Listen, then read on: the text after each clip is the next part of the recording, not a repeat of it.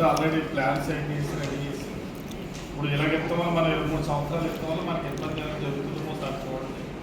ఎందుకంటే already road plans అన్ని ready చేసేసి స్టేజ్కి వెళ్ళిపోయింది కాబట్టి నిధులు ఇస్తానికి కూడా రెడీగా ఉన్నారు. మనం కొత్త మార్కెట్ డెవలప్ చేద్దామని మనం కూడా దాని మీద చాలా ఎక్కువ షాపులు పెరిగించి దానికి ఇబ్బంది లేకుండా చేద్దాం అనుకున్నాం. మరి ఇప్పుడు లీజ్ కాలం పెంచడం వల్ల మనకి ఏమైనా ఇబ్బంది వస్తే దాన్ని ఆపండి. ముందు అది సెట్ అయ్యాక దాన్ని అందరూ 1 year పెట్టండి, లేదా 6 months పెట్టండి.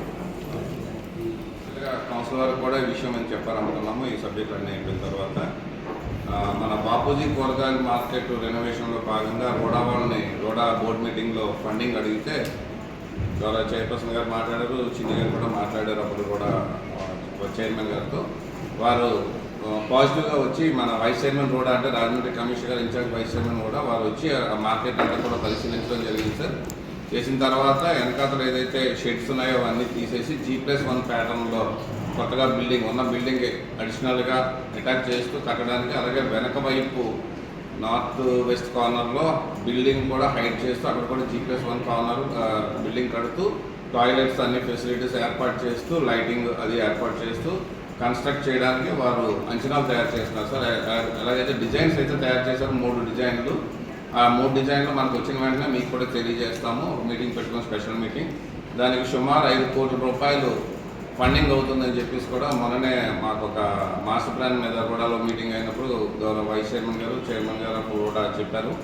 సో 5 కోట్ల రూపాయలు ఫండింగ్ ఎలా రైజ్ చేయాలి అన్నది కూడా వారు డిస్కస్ చేయడం జరిగింది సార్. దాన్ని కూడా మన కౌన్సిల్లో డిస్కస్ చేద్దాం అనుకున్నాం. ఏదైతే ఇప్పుడు అక్కడ షాప్లో ఉన్నారో ఎదర ఫ్రంట్ ఉన్న బిల్డింగ్ కూడా ఎలివేట్ చేస్తూ కూడా డిజైన్స్ పంపిస్తున్నారు సార్.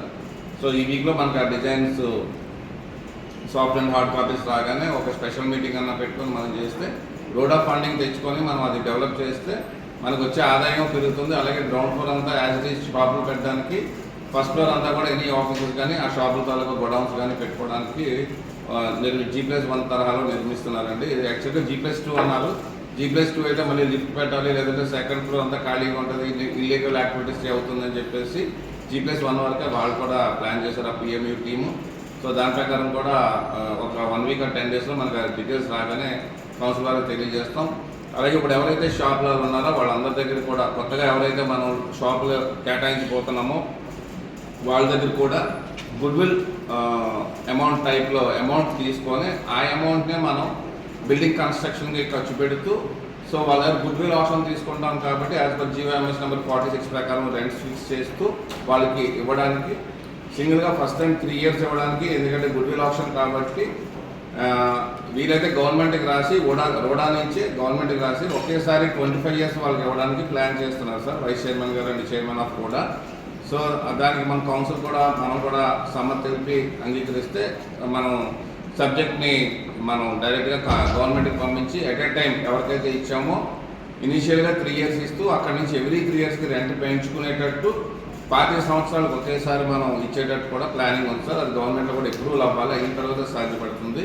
సో దీని మీద డీటెయిల్స్ అన్నీ కూడా మేము చెప్తాం. ఏదైతే ఇప్పుడు గౌరవ కౌన్సిలర్ గారు చెప్పినట్లుగా వాయిదా వేసి సబ్జెక్ట్ వాయిదా వేసి ఎవరికైతే షాపులు ఏమైనా డిస్టర్బ్ అవుతాయేమో లేదన్నది ఒకసారి పరిశీలించి, ఎందుకంటే మొత్తం డీటెయిల్స్ వచ్చిన తర్వాత నెక్స్ట్ కౌన్సిల్ సబ్జెక్ట్కి మేము మళ్ళీ ఈ సబ్జెక్ట్ని తీసుకురావడం జరుగుతుంది సార్ విత్ పూర్తి డీటెయిల్స్. Thank you.